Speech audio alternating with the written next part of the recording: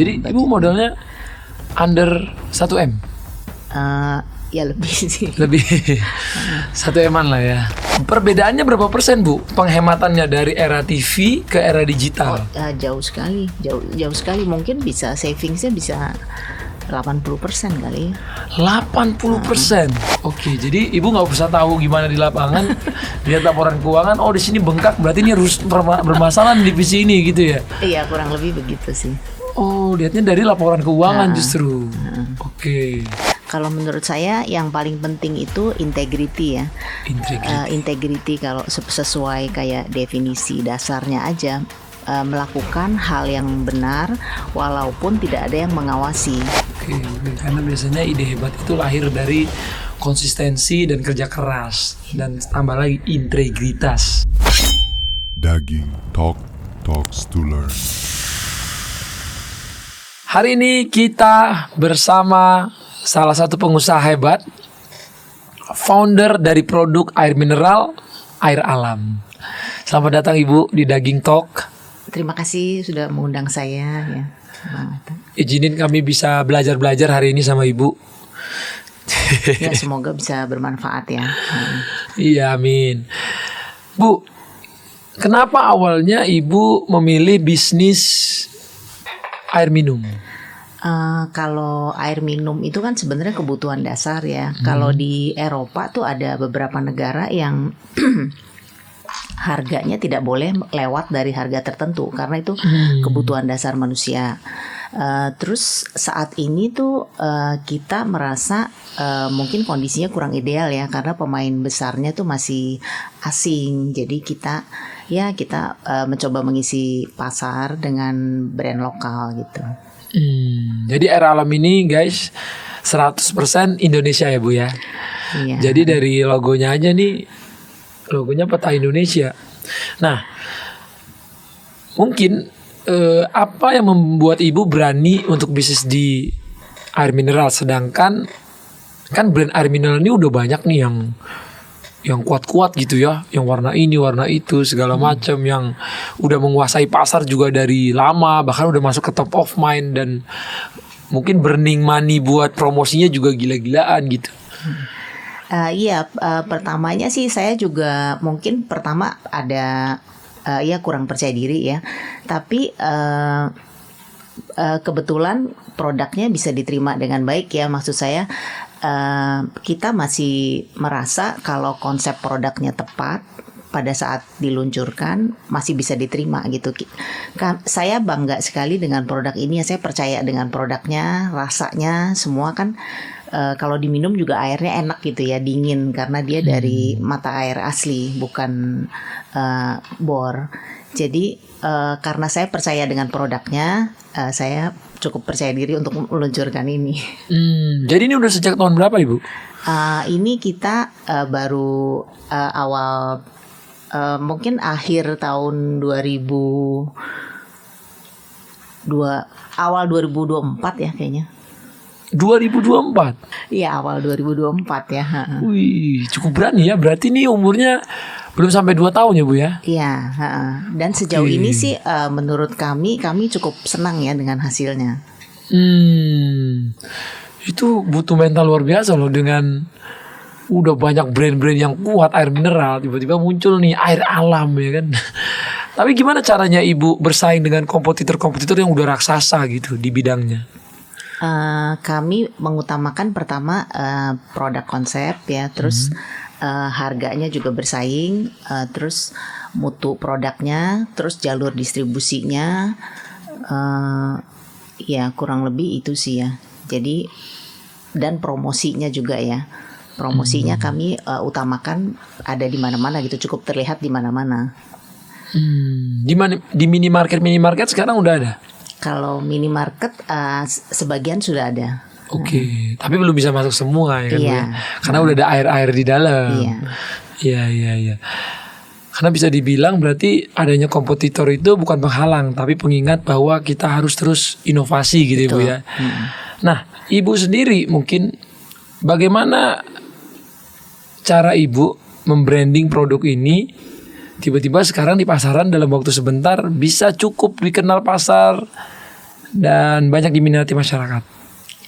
Kalau menurut saya mungkin memang timingnya pas, terus kebetulan logonya juga gampang diingat ya, gampang diingat.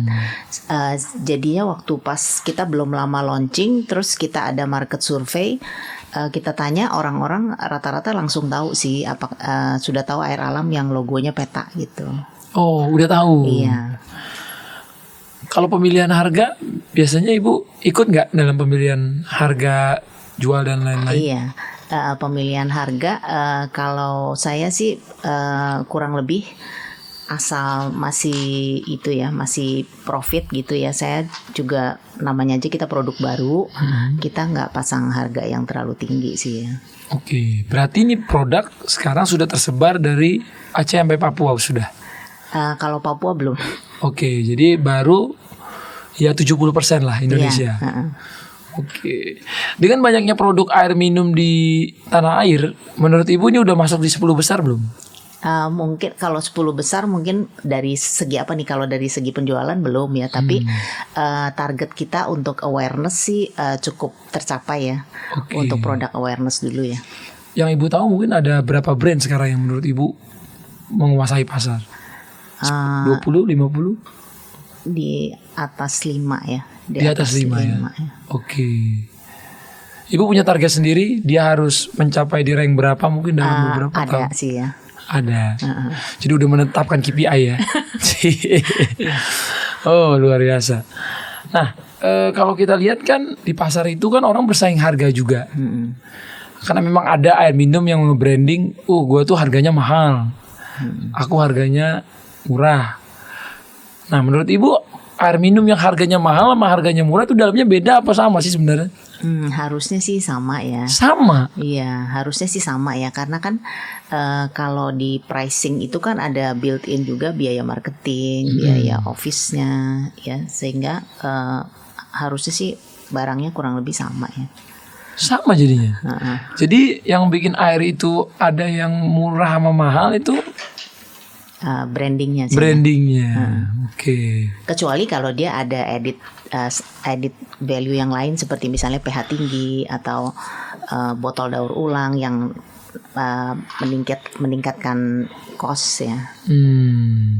Oke. Mungkin kalau kita lihat penjualan Ibu yang sekarang kan udah luar biasa nih. Tapi Ibu ingat nggak awal mulanya bikin air alam ini modalnya berapa?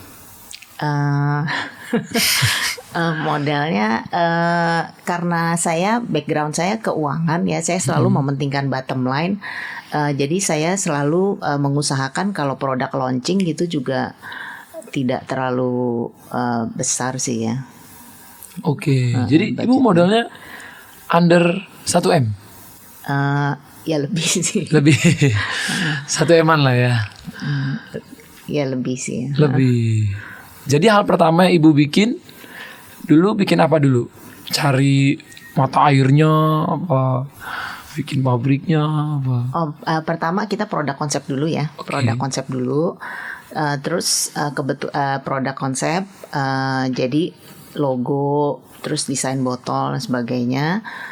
Terus waktu kita produk testing, kebetulan kita memang ketemu airnya yang bagus sekali gitu.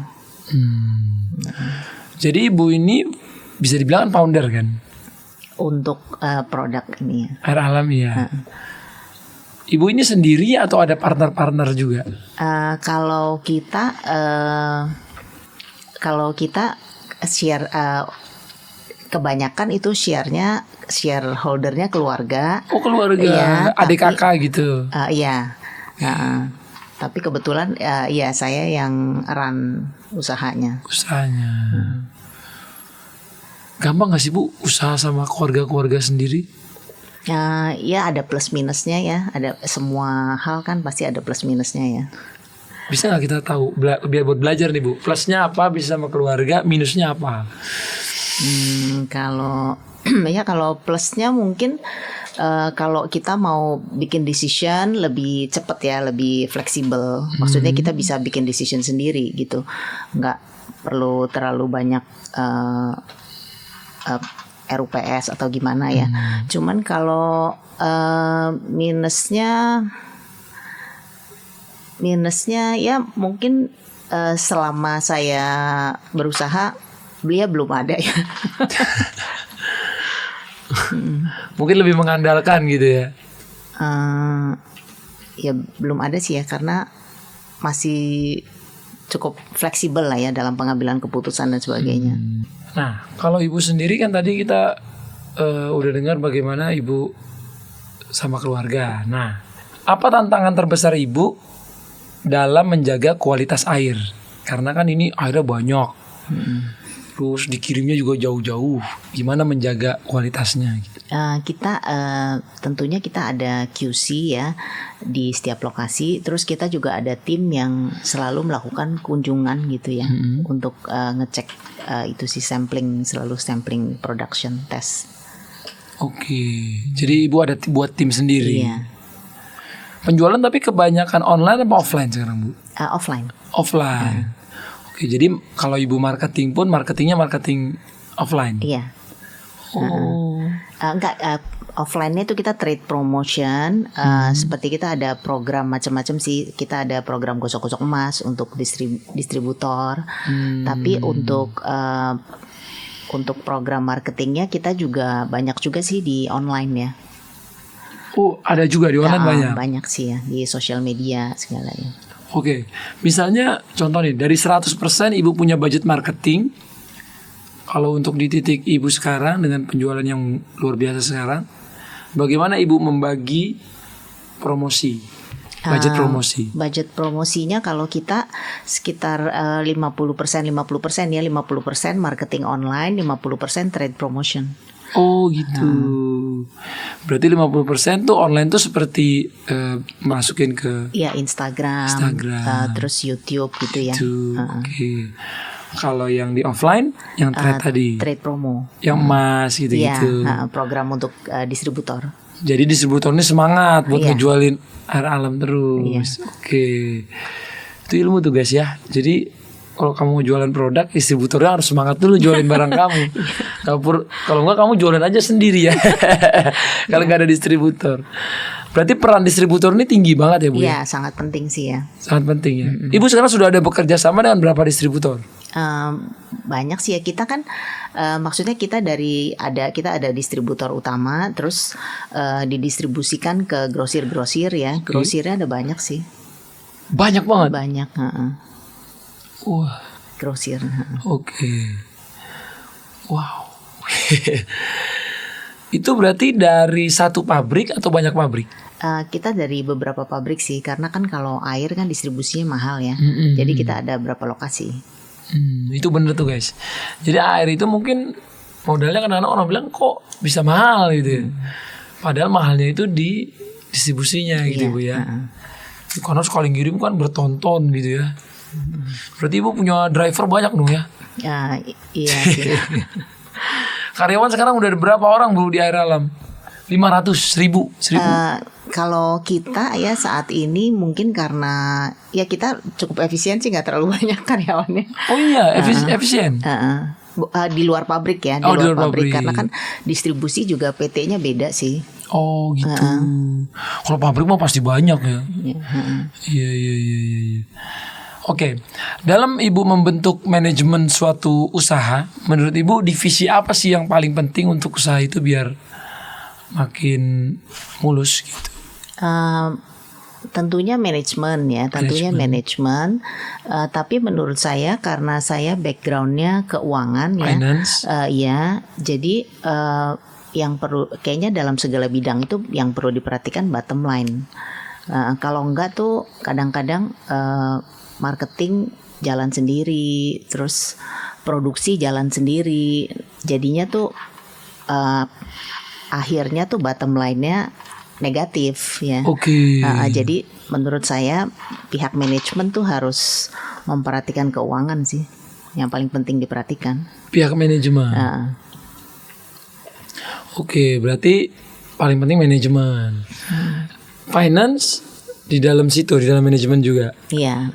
Oke. Maksud saya seluruh tim manajemen tuh harus memperhatikan keuangan. Oke, jadi harus peduli. Iya. Oke. Ini ilmu bagus juga. Jadi semua manajemen harus yang ngerti finance. Iya. Oke. Ibu biasanya kalau hiring karyawan sendiri atau Kita ada tim HRD, tapi untuk posisi yang Tertentu. cukup kritikal saya juga perhatikan sih. jadi ibu ikut interview gitu? Nggak interview, lihat dari psikotes dan lain-lainnya gitu. Oke. Oh jadi kalau orang mau bekerja sama ibu lihat juga bibit bebet bobotnya gitu ya? Oke. Tapi di tempatku juga aku pernah nyoba psikotes gitu Bu, pernah. Walaupun masih belajar. Nah, dengan perkembangan teknologi sekarang nih Bu, Ibu ada nggak campaign-campaign tertentu yang dilakukan oleh Air Alam untuk masuk ke perkembangan teknologi sekarang gitu? Menurut saya sih dengan teknologi yang sekarang ya justru lebih bagus ya, karena kalau zaman dulu kan orang kalau mau promosi hanya bisa lewat TV ya, jadi mahal sekali. Mahal sekali. Kalau sekarang kan sebetulnya semua orang juga bisa mau mempromosikan barangnya ya, karena lebih terjangkau, bisa lewat Instagram, TikTok, YouTube ya. Jadi kesempatannya tuh sekarang sudah luas sekali buat semua orang. Oke, jadi menurut Ibu dengan adanya sosmed sekarang biaya promosi lebih turun? Iya, jauh lebih murah ya dibanding zaman dulu. Oke, berarti Ibu sempat ngalamin dulu Iya. di TV? Iya. Ini maksudnya produk selain Air Alam ya. Jadi Ibu ini tuh guys bukan punya produk Air Alam doang. Ini nih Ibu ini bos besar. Banyak produk-produknya yang mungkin gak disebutin di sini ya, tapi di pasaran banyak. Nah, perbedaannya berapa persen Bu penghematannya dari era TV ke era digital? Jauh sekali, jauh sekali. Mungkin bisa savingsnya bisa 80% kali ya. 80%. Itulah kenapa TV goyang ya Bu sekarang ya. TV itu sekarang goyang karena sosmed itu membuat budget marketing brand berkurang 80%. Tapi target pasarnya malah lebih bagus gitu Bu. Iya, karena kan semua orang pasti buka sosmed ya, pasti ada sosmed. Karena nggak harus ada, misalnya dulu Ibu iklan. Oke, iklan ini cuma ada di jam 6 sampai jam 7 ya kan. Ya yang orang jam 6 jam 7 aja kalau masih di jalan di kantor, apalagi sekarang nggak nonton TV, nggak kelihatan. Iya betul. Nah sekarang dengan adanya sosmed, ya mau lagi di mobil, di jalan, di kereta, di bus, di rumah, semuanya kelihatan. Emang benar berarti sosmed ini musuhnya para TV. Oke. Ibu masih hands on sendiri? Masih. Berarti kalau teman-teman bilang pengen usahanya banyak supaya bisa autopilot. Ibu berarti udah umurnya berapa Bu sekarang kalau boleh tahu? Saya tahun ini 50. 50 masih hands on sendiri guys. Oke semangat yuk tak. 50 masih hands on sendiri. Karyawan ribuan. Waduh. Kenapa Ibu memilih jalur masih ini sendiri gitu? Sedangkan Ibu kan udah punya karyawan banyak, punya pabrik di mana-mana gitu. Kalau dari pengalaman saya ya, dulu pernah ada masa-masanya waktu saya kan sempat tidak terlalu aktif ya di kantor yang ngurus anak segala. Nah jadi tuh kayaknya kalau kita tidak hands on ya, kadang-kadang tuh jadi banyak masalah ya, maksudnya di segi biaya, efisiensi segala. Menurut saya sampai kapanpun kita harus hands on sih. Oke, sampai kapanpun. Berarti nanti sampai Ibu udah umur lanjut tetap. Iya. Pasti hasilnya jauh lebih bagus kalau kita hands on. Jadi karyawan mau bagaimanapun gak akan bagus kalau nggak hands on. Bisa bagus, tapi kalau kita namanya aja ini passion kita ya. Kalau kita pegang sendiri, pasti hasilnya ada bedanya lah ya. Bisa kalau kita autopilot, hasilnya pasti tidak sebagus kalau kita perhatikan ya. Bedanya founder sama workers gitu ya. Menurut saya karena kan kita pasti cita-citanya juga beda ya dengan kalau bukan sendiri gitu ya. Oke. Menarik. Ini motivasi banget buat kita. Karena turun langsung ke bisnis itu bukan berarti kita nggak percaya sama tim. Justru karena kita peduli sama barang yang kita bikin atau kualitas yang kita mau buat gitu ya. Iya. Itu dia, luar biasa. Nah, ibu bagi waktunya gimana tuh dari dalam seminggu? Dengan ibu yang udah umurnya 50, gimana ibu bagi waktunya? Kerjanya dan lain-lain. Kalau waktu kerja saya sih sebenarnya cukup fleksibel ya. Yang penting kita sudah tahu gitu kunci-kuncinya. Buat saya penting banget untuk baca laporan keuangan ya. Kalau menurut saya itu tool yang luar biasa. Dari satu laporan keuangan itu aja kita bisa tahu deh semua masalah apa gimana gitu. Jadi asal kita ngerti banget sama laporan keuangan, lebih fleksibel sih waktunya gitu. Kita tetap tahu apa yang terjadi.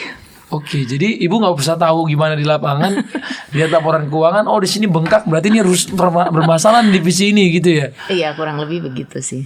Oh, lihatnya dari laporan keuangan justru. Oke. Berarti ibu Senin sampai Jumat masuk kantor gitu? Enggak sih.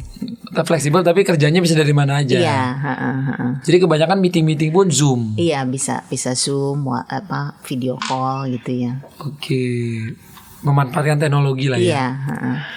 Nah, ibu pasti punya anak dong sekarang. Anaknya ada berapa? Anak 3. Anak 3. Anak-anak ibu nggak ada yang mau ngelanjutin gitu. Jadi ibunya udah, wah mama istirahat aja deh di rumah, lanjutin sama anak-anak gitu. Sekarang sih yang 2 sudah mulai ngantor ya. Kalau menurut saya jadi anak itu waktu kerja ya mungkin perlu ngelihat cara kita kerja. Jadi saat kita pensiun mereka sudah tahu gitu bagaimana kalau di situasi seperti ini decision apa yang paling bagus untuk diambil gitu ya. Oh, jadi ibu selalu melibatkan setiap Iya. pekerjaan. Oke. Tapi bener nggak sih Bu, ada orang bilang mental orang tua yang membuat produk sama anak yang melanjutkan itu akan berbeda. Iya sih beda. Oh, jadi ibu ngerasain beda juga? Iya sih ya, beda sih. Mau nggak mau karena itu kan kita mencoba supaya bisa inilah ya, supaya drive anak-anak muda sekarang bisa lebih tinggi ya. Seru. Jadi ibu ini pengen anaknya melanjutkan dengan cara nempel terus dah sama saya gitu ya. Tapi ibu ini kan udah buka lapangan kerja banyak juga hitungannya nih sekarang ya. Lumayan. Ribuan orang dengan segala bisnisnya gitu. Paling susah menurut ibu untuk mengurus karyawan tuh di bagian apanya? Kadang-kadang kalau sejauh ini sih kayaknya tim kita lumayan happy ya, karena saya jelas gitu antara punishment sama rewardnya. Saya jelas sih kalau misalnya company-nya untung, kita langsung ada kayak bonus, outing apa dan lain-lain gitu ya. Jadi kayaknya semuanya sih cukup happy. Oh, jadi kalau untung ada bonus, ada outing. Iya, terus kalau Kalau misalnya rugi, ya puji Tuhan kita nggak pernah rugi.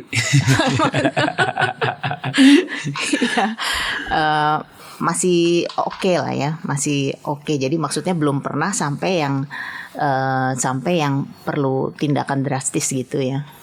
Oke, jadi masih normal. Oke, biasanya punishment apa sih yang dibikin sama ibu kalau ke tim gitu? SP ya paling. SP kan surat peringatan aja. Surat peringatan Berapa 1, kali 2, tuh? 3. 1, 2, 3. Iya. Kalau udah 3 kali?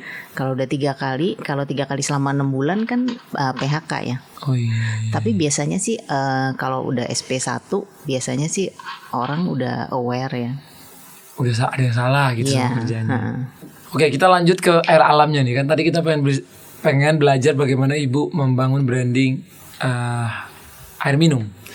Nah, kan sekarang juga suka rame tuh Bu, orang mengkritik soal botol plastik. Botol plastik sekali pakai, terus ini jadi isu lingkungan juga dan lain-lain. Apalagi sekarang ini kan kita lagi eranya orang pengen go green, mengurangi penggunaan plastik dan lain-lain. Ibu responnya seperti apa?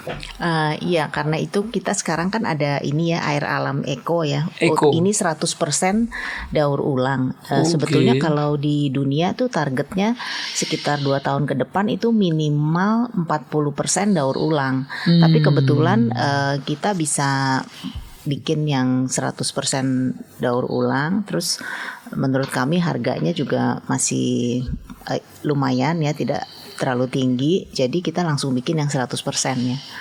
Oke. Tapi mungkin gak sih Bu, suatu hari ini botol-botol plastik udah gak ada lagi di...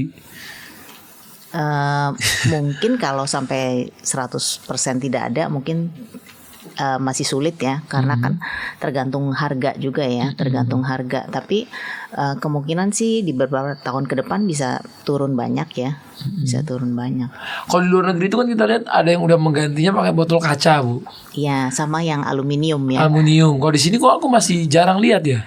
Yang aluminium kita udah pernah pelajari sih ya. Memang aluminium itu bagus banget ya. Jadi kita tinggal sediakan refill station aja ya. Cuman masih mahal sekali sih. Kayaknya mungkin belum bisa ya.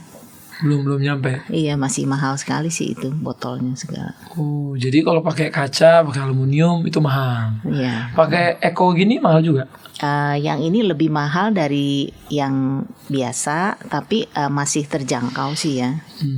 Sebenarnya orang tuh nggak mau ngerubahnya karena masalah di harga gitu Iya, Bu ya. Kalau harga nanti ke pasar juga nggak diserap gitu Iya. ya. Kalau lihat tren orang sekarang kan ke kantor tuh udah pakai tumbler gitu Bu ya. Iya. Bawa minum sendiri dari rumah itu ngurangin omset juga nggak sekarang? Kayaknya kalau sampai saat ini ya, yang orang yang tumbler itu lebih ke mungkin untuk minuman yang dia suka ya, seperti kayak kopi atau teh ya.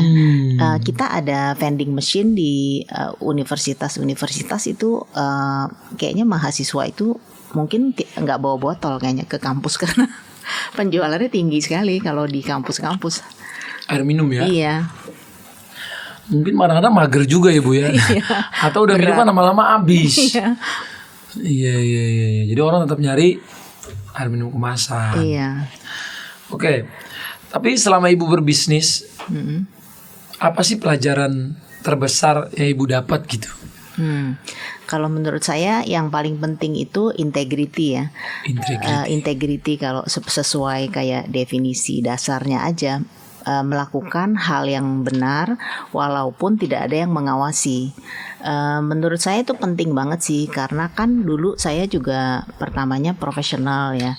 Terus kalau misalnya ada orang yang dikasih tugas nggak dikerjain, kalau kita dikasih tugas kita kerjain ya, itu berpengaruh juga di karir dan lain-lain. Dalam bisnis juga sama, kalau kita accountable, misalnya kita sudah janji begini gitu ya, kita komit dengan apa yang kita sampaikan ya, menurut saya itu juga bagus sekali buat bisnis, karir. Yang penting itu aja, kita accountability ya. Oke. Jadi integritas. Iya. Istilahnya menjaga kepercayaan orang ya Bu Iya. ya. Bisa dibilang tuh kejujuran juga ya. Iya. Dalam melakukan apapun yang kita buat gitu. Iya. Nah, bagaimana Ibu kalau menghadapi cibiran orang? Kan pasti dari bukan hanya air minum Ibu, tapi beberapa produk Ibu pasti kan ada juga nanti yang mencibir atau meremehkan ataupun istilahnya melontarkan kata-kata tidak baik gitu. Biasanya apa yang Ibu lakukan gitu? Kalau menurut saya sih semua orang kan berhak atas pendapatnya masing-masing ya. Kalau kita bikin produk menurut kita bagus juga belum tentu orang lain suka ya. Jadi menurut saya nggak apa-apa sih, yang penting kita percaya dengan produk kita ya. Pendapat orang lain ya terserah masing-masing pihak ya. Tapi saya, karena kita kan sering iklan di sosmed gitu ya, terus kan suka ada komen-komen. Saya suka bacain juga itu. Komen-komennya sih sejauh ini positif ya. Ada yang suka sama rasanya yang dingin, terus suka sama petanya. Jadi sejauh ini sih komennya positif ya. Untuk itu saya sih juga sangat berterima kasih ya. untuk teman-teman yang udah komen baik gitu Iya. ya. Ibu ada kebiasaan nggak atau prinsip hidup yang ibu pegang gitu, jadi bisa tetap konsisten dalam usaha, terus usaha-usaha yang ibu jalanin jadi pada berhasil gitu? Menurut saya ya itu ya, selain integritas, yang penting kita kerja keras aja ya. Yang penting kita usaha gitu. Harus selalu usaha memberikan yang terbaik lah ya. Maksudnya untuk pekerjaan kita, untuk apa gitu. Nanti kalau misalnya apakah berhasil atau enggak itu kan ada faktor eksternal. Yang penting kita sudah usaha ya. Tapi kalau udah sering usaha dia masih gagal terus, menurut ibu apa yang salah itu, Bu? Mungkin itu perlu pendapat dari luar ya, pendapat dari orang lain yang untuk menganalisa, karena kan sulit bagi kita untuk menganalisa kesalahan kita sendiri ya. Mungkin perlu pihak lain untuk melihat keadaannya gitu, menganalisa. Oke, karena biasanya ide hebat itu lahir dari konsistensi dan kerja keras, dan tambah lagi integritas. Oke.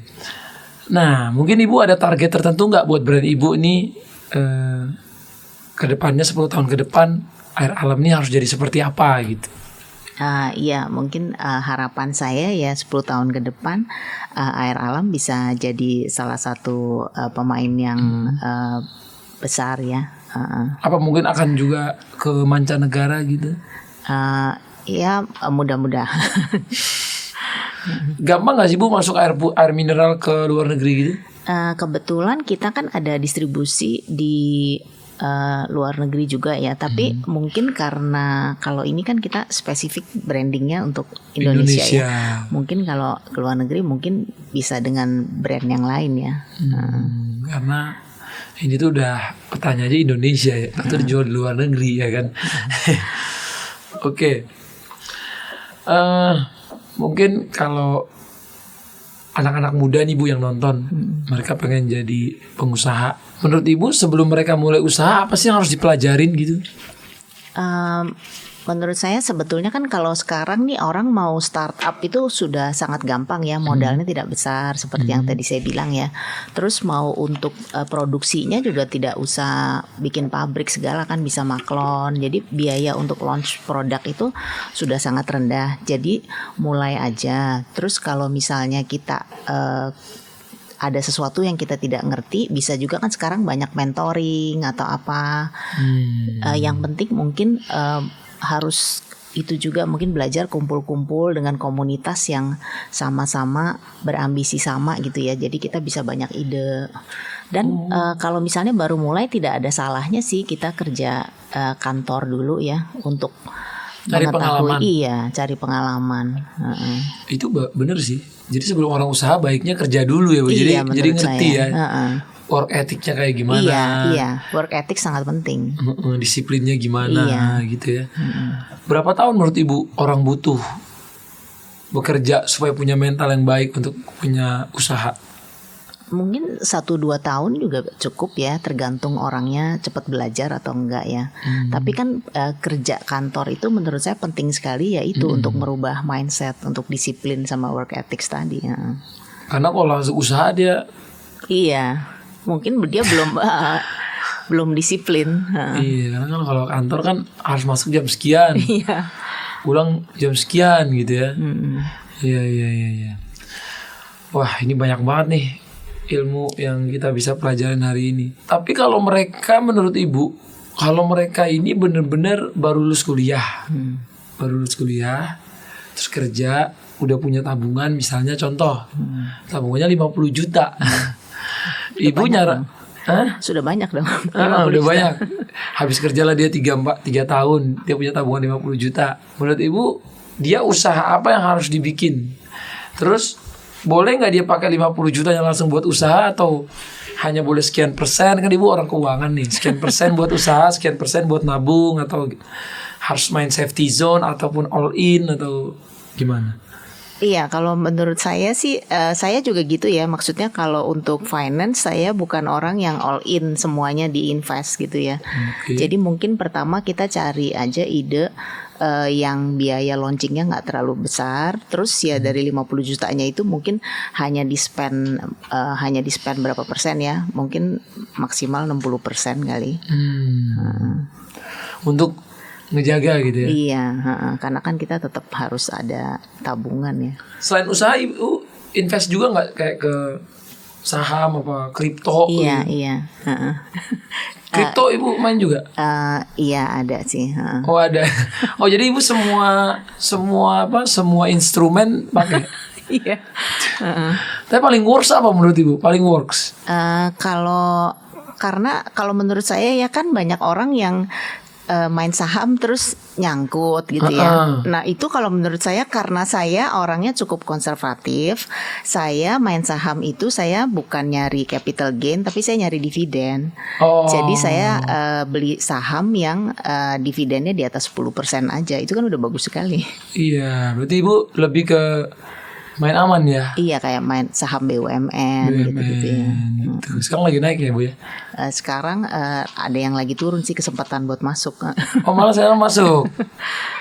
Berarti ibu masih sempet tiap hari itu melihat. Sempet. Iya. Keren juga ya. Kalau saham sama kripto menurut ibu lebih untuk orang baru punya duit nih, mendingan dia main kripto atau saham? Saham. 100%? Iya, saham. Oke. Tapi itu tadi ya dividen aja, jangan Dividen capital aja. gain. Kalau ada pilihan lagi saham atau emas? Emas. Emas always win. Kalau emas sih, kalau dalam long term ya kan itu returnnya setahun tinggi sekali. Tinggi banget. Cuman kan mungkin kita pegangnya untuk long term ya. Jadi mungkin dibagi aja untuk yang expenses sehari-hari kan kita perlu dividen dari saham itu. Oh jadi ibu juga nggak mau login ke saham, jadi ibu saham juga, Iya, emas juga, kayak gitu.